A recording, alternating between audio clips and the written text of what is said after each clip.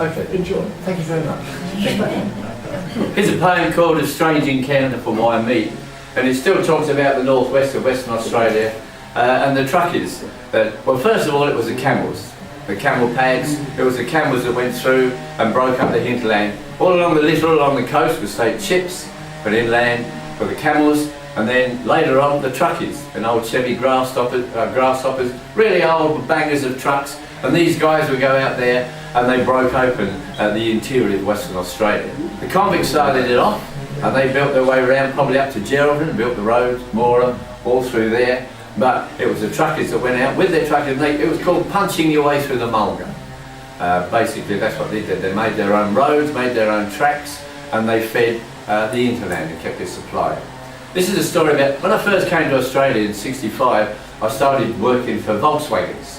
The all-Australian company Volkswagens down at Westall in Melbourne, driving forks and trucks and cranes. I always like driving machinery, it's good fun. Yes. And he was one of the truckies that used to come in. And in the old days, truckies used to be small, wiry men. I don't know, I can still remember the brick trucks in Sydney where they unloaded by hand with big leather pads, and they'd unload a whole brick truck by hand about half an hour, working at fantastic paces. Waimea was one of those, small and wiry, but he was unlucky, and he became renowned for it. If a dog was going to come loose when you're chunking it down, he'd go flat on his back, Waimea. If there was water on his tarp and he's soaking it up, he gets splashed, it was Waimea. Whatever happened, it was Waimea. Now after a while you go, bloody hell, why me? Why me? And in the end his sobriquet became Waimea, his nickname. And I remember him back in those early days. And this, I sort of used him as a conduit, if you like, for how the early Western Australian truckies broke open Western Australia in the interior. Like this. Just remember his own name. Bloody gearbox, life's getting me down, stuck here on Duck Creek. I see we'd help from Headland. Should be 14 hours, but no, my luck, I'll be here all bloody week, bloody sun's going down, I better get a fire lit. And mumbling and grumbling and gibbering gently to himself, Waimea gathered wood for a fire, often attempted to move mulga stumps that a more sagacious person would have chosen to ignore. Finally lighting his fire and an eyebrow, Waimea settled whinging softly against the wheel, nursing in his mildly scalded hands a ferocious mug of billy tea. Bloody hell, Waimea, bloody stars, bloody gearbox, bloody... Gee, mate, you're noisy. I heard you a mile down the track. I hear your gearbox is broken. Any tucker there, son? No?